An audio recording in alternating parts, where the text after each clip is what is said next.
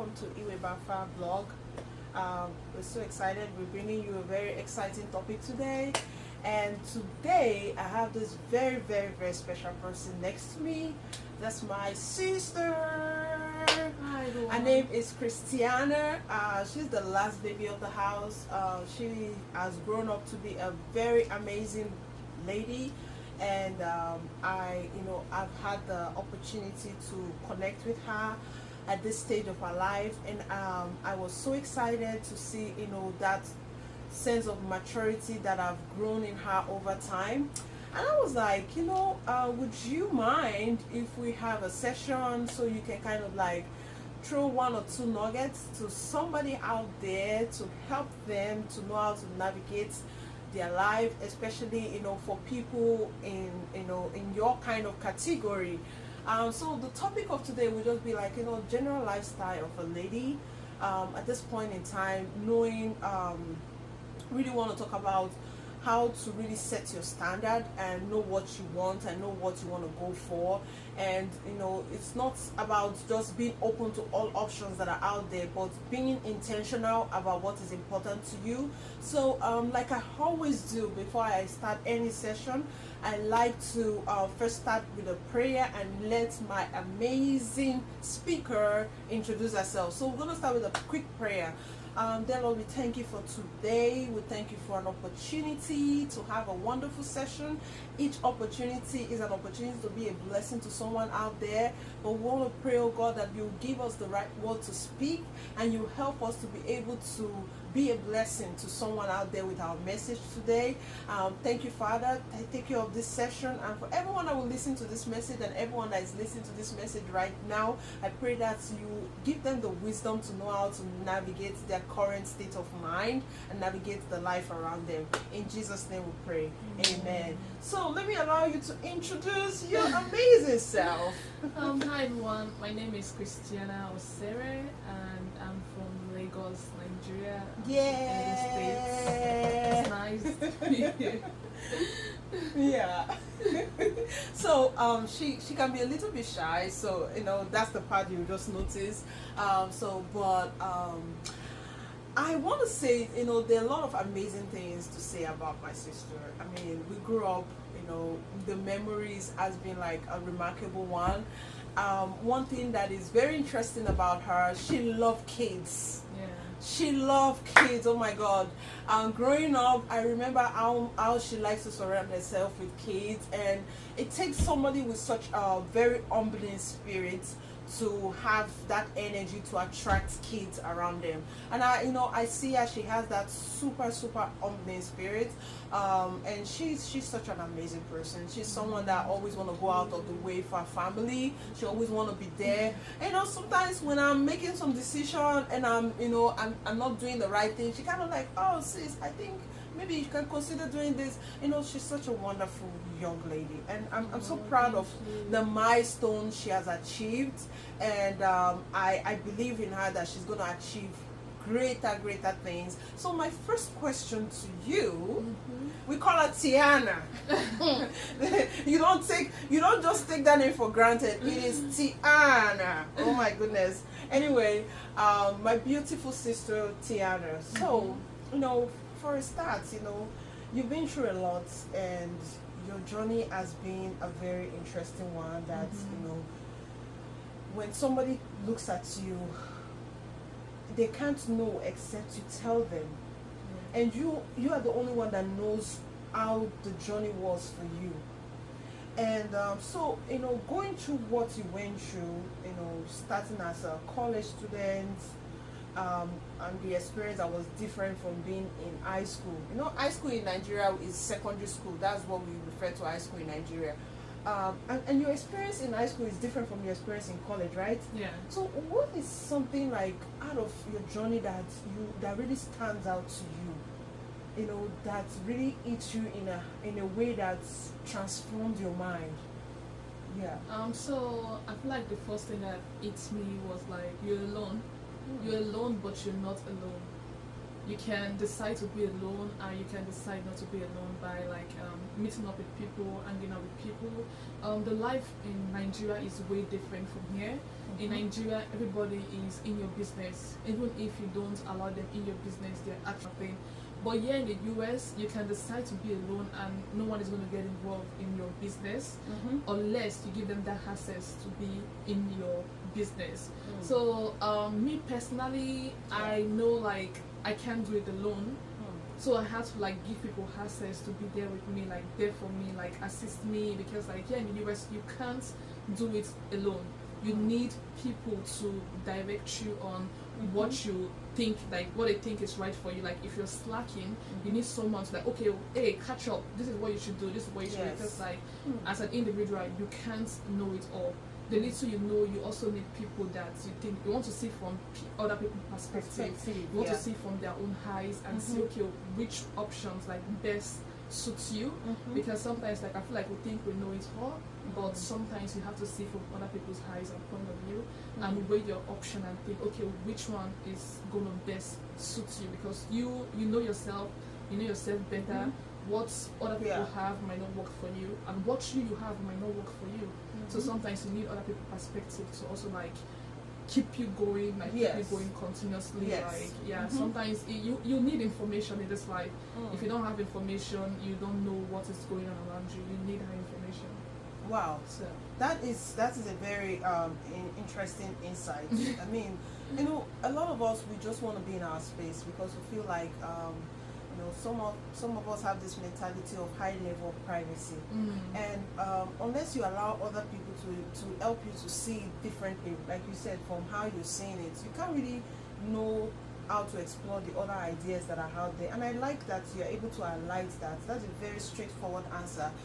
Another question that points to that is now, you know, in selecting people, how are you able to know the right people that needs to fit into your cycle? Because, you know, people can be very different. You might meet somebody today and, you know, it's very interesting. And that brings me to the next question. It's like when you're picking people, a lot of times it's not very easy to know the right people that needs to be in your cycle. And sometimes people can come with this angel face, like they're all like the best for you. They can come with that good appearance. So from your own experience, can you share with us, how are you able to know like the right people that needs to fit into your cycle? And another part of that question is, how were you able to identify the ones that were not genuine and disconnect from them? So me personally, I feel like for you to know the people that best suit you, is number one is knowing yourself. Because if you don't know yourself as a person, and if you don't know your purpose in life, you won't know how to best choose the people that might suit you. Because like if you know yourself better, you know the kind of people you want to bring into your space. And if you don't know yourself better, you just allow everybody to have access to you. So the number one thing is knowing who you are as a person, the things you like, the things you don't like, and like you know your purpose in life, like what's your aim, the goal you want to obtain. And then with all those qualifications, it's best for you to know, okay, which kind of people can carry me along into where I want to go, my goal. So when you know all those things, you know the people you want to bring into your space, and you know the people that won't take you where you want to go, your purpose, people that you know that won't assist you best in your purpose. And another thing is that I feel like people are different. Like if you know what you want, if you want to do business, you choose people that, okay, this person is good for business. If you want to like have like activity, okay, this person is good for activity. So like it depends. You tag people along as you go, based on what your purpose is, based on what you want as a person. So is it more like categorizing the friendship based on, you know, what this person brings to the table, right? Yeah. So, and that's a very good, you know, way of saying things. I don't usually think things that way. You know, my family knows this very deep about me. I'm a very private person that I like to stay in my own space, more like, will I call it an introvert?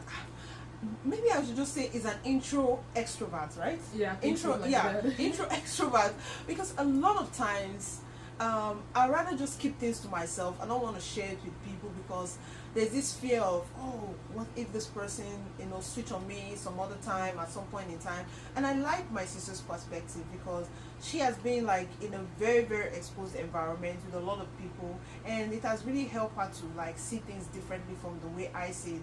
And I'm so privileged, for having this session to learn from you. You can learn from anybody. Interestingly, there's something interesting I would share. When we were growing up, to tell you how bad mine was whenever my mom was going out, you remember she would lock the gate. She would ask me, do you want to come? I would say no, and she would just lock the gate and throw the key inside and just give me the key inside, and I would just be inside the house for the rest of the day. What kind of child was I back then? But anyway, I'm so grateful for for growing to be be who I am at this point. And one other interesting thing when you were talking, I just also had this question that popped up that I was like, so in the middle of having these people around you, at some point in time, have you experienced where you find that like this particular person was just not who they initially was? Let me put it that way. Yeah. They initially was, and at some point they just turn out to be what's the kind of person you don't want around you.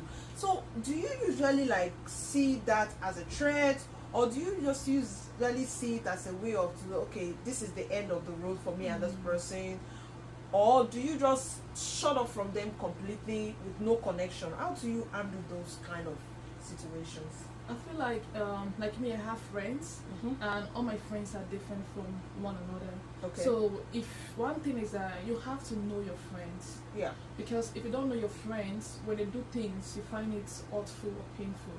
So when you know your friends, the kind of things they do, you'll be like, okay, this is just this person. So it won't even like freak you out because like that's who they are. So you don't just like discard your friends like that because they are your friends. But sometimes you have to discard some people.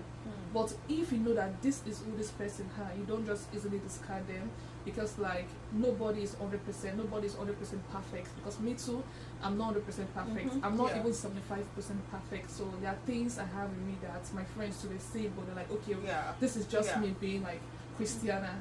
So you have to know your friend, because if you don't know your friends, you can easily like discard them because you can't get 100% from people. People are different. Like learn who your friends are and know know your friends. If you don't know your friends, you feel hurt by everything they do to you, anything they do to you. So if you know your friends, you can easily continue your journey and all this. And I feel like you should. I feel like people should not easily discard people. Because sometimes like you have to know people and hear from them, because I feel like what they're going through, what they go, because I feel like assumption is not a good thing, because sometimes you assume things and you get a different scenario in your head, and that's not what even the other person is even thinking about. Person might be going to like mental like issues, financial issues, and all this kind of thing. So the best thing is to communicate with them and know, okay, what is going on. So you have to know your friends. That's true. If you don't know your friends, you can discard. I really like that point as well, and it takes time to know somebody. It takes a lot of time. Some people, it's very easy to know them, and that's a very good sense of maturity you're applying there. Then how do you now deal with unforgiveness? Because I'm sure, like at some point, would you agree with me that at some point in life you've been through a process where someone that's very close to you, or maybe somebody dear to you, or maybe not dear to you, but someone that you really take to be very important, and you needed that person to really be there for you at a very special moment of your life, and this person was not able to be there. How were you able to like deal with that? Because to me that sounds like some kind of hurt that can lead to unforgiveness. How do you deal with things like that? Stuff like that. I just want to say this. People can't be there for you 100%. People can't be there for you all the time, and you too, you can't even be for yourself all the time, because there are things we say we don't want to do and we end up doing it. So the first thing is to forgive yourself. If you don't forgive yourself, you won't know how to forgive other people. So like you don't just, you have to think from the standpoint that we are all humans. Yeah. We do things, and guess what? We want to the feet of God, and God end up forgiving us. So how much more can't we just forgive other people? We sin is always going to happen, no matter how you try not to like let it happen. We are humans, we are imperfect. That is why we have God to like always like be there to forgive us and call us okay. And the Bible is always there to direct us. Like we are not 100% like perfect, we sin all the time, so we have to like see from that standpoint. And when people offend us, we have to learn to forgive ourselves first and forgive the person. And also like there's one thing I call weighing option, because like sometimes we have to weigh the good and the bad that person have done for us. Oh, I like that part. Please help me understand. I like that part. Yeah. I mean, like, you know how like people can do 100% for you, and do one. I mean, they can do like 80% for you. Yes. Good. And when they do 20% bad thing for us, we'll forget about the 80%, and we'll think that 20% evil has like overshadowed the whole entire like good thing they have done for you. So sometimes we have to weigh options. Even if they have done 50% for you, you still have to forgive them, because there was one point that they were always there for you. So why are you forgetting the good thing they have done for you? And we too, sometimes like we have done some damages to ourselves. I feel like we as humans too, sometimes like we have done some damages for ourselves. But guess what? We still pick up ourselves and keep on moving forward. So why can't you like think for a standpoint, okay, we are not 100% perfect. Sin is in the world. We'll try. The Bible is there to direct us, and we'll also like always fall at the feet of God. And God always forgive us. So if God can forgive you, how much you that you know that you live in a world of sin, you cannot forgive other people. Even if they do 20% for you, good. Also think there was a time nobody was there for you, but this person was there for you. So outweigh, always weigh. Always wait. I mean, that is a very, very brilliant answer, honestly. And I just picked a lesson or two from there, because I found myself where I've been like I've been sensitive to stuff. You know, I'm allowing myself to be vulnerable on this session, just to kind of really come out natural, you know, because that natural way of expressing yourself really helps to pass the message well. I've been sensitive to stuff, and recently I'm beginning to learn, because of the people that I'm beginning to allow to enter my cycle. I'm beginning to learn, like, you don't have to be too hard on yourself. We are all humans, and sometimes we make mistakes, we break down. Allow yourself to process things naturally as best as you can, but don't stay there for too long. And thank you for sharing your view. We're about to come to the end of this session. I'm going to throw one more question to our beautiful Miss Tiana. And in terms of relationship, do you mind if I add one more question to that? Yeah. Okay. In terms of relationship, as a young lady, you know, a lot of young lady like yourself, they're asking the question like, how do I prepare myself for that right person? How do I set my standard? Because the way the world is going so fast, people are ready to settle for anything, even if it is not up to standard. People are ready to settle for anything because other people are already having it. But sometimes it might not be what is right for you, right? So how do you set up yourself for making the right decision in relationship? How do you maybe I'm not asking. Okay, let me just let you. I'll just pick it up from there. I feel like one thing is knowing what you want. Because if you don't know what you want, you accept anything that comes to your doorstep. That's it. So because like you don't know what you want, anybody can just come to you and you accept them. But if you know what you want and you know what your aim in life, your goals in terms of family oriented and stuff, when you see the person, like another thing, let me add this, friendship is very, very good. Because like you have to start as friends. You cannot get 100% for people, you cannot know 100% of people, but during friendship you can pick little points of who that person is. So when you pick this point, you think about, okay, does this point align with my goals in terms of marriage and what I want for myself? But if it does not align with what you want, then you guys are moving to the dating phase. But when you see someone and you feel, okay, this person has this point and it aligns with what I want in a man or in terms of marriage, you go through the dating stage, on the dating stage progress, you go into relationship.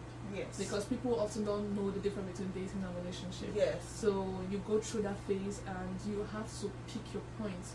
If you don't pick your points, you can easily get anyone, like just marry anyone. Another thing is peer and pressure from family and friends. And you know how in Nigeria they feel like, oh, once before you clock 30, they want you to get married. And people just like, oh, because like that, I mean, that will not give you what you want, because any man that comes to that and you're desperate, so you can easily like accept anyone that comes to your way. And when you get married to that person, then you want to divorce because you feel like, okay, this is not what I want for myself. I want more. So you have to know what you want. Like me, the type of men I want in my 21, 22 are different from what I want now. What I want now, because like me, I want more for myself, and I'm working toward. I want to be able to like give myself that comfortable lifestyle. And any man that does not fall into that alignment with me in terms of like you wanting more for yourself, because if you don't want more for yourself, you don't want more for me. And if you don't love yourself, you can't love me. Yeah. So a man should know what he wants for himself before he will know what he wants for me. Because if he does not know what he wants for me, he can easily like displace me or put me whatever where he wants to put me. So you have to want more.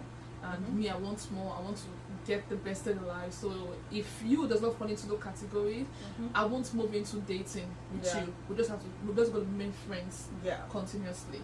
I mean, that is so like, that's a very beautiful response, and I like that, you know, you are very like transparent in that.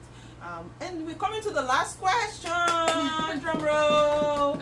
Okay, so the last question is in family orientation. What do you think about, you know, walking around your family? Do you think chasing after your goals is more important than being around your family more, or do you have a way of balancing it? So family. Sometimes you have to put yourself first.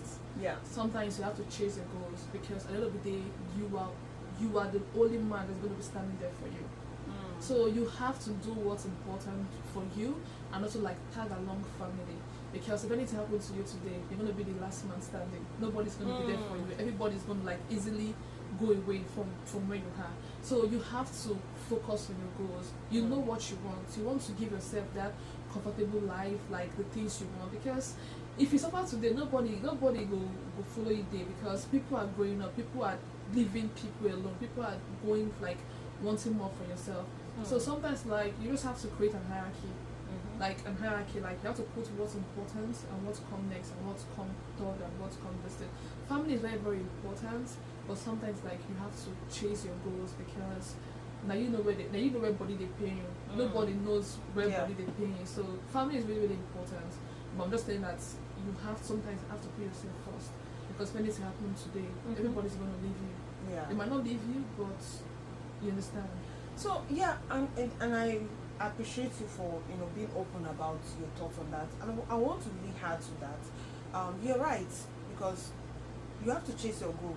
There's one adage in Nigeria, they say also, so that tomorrow they're not going to use you to topic for family meeting. You know, for those that don't understand the slang, it means work hard, don't be lazy, so that when they are counting important people in your family, they will count you along. So that's what that slang means.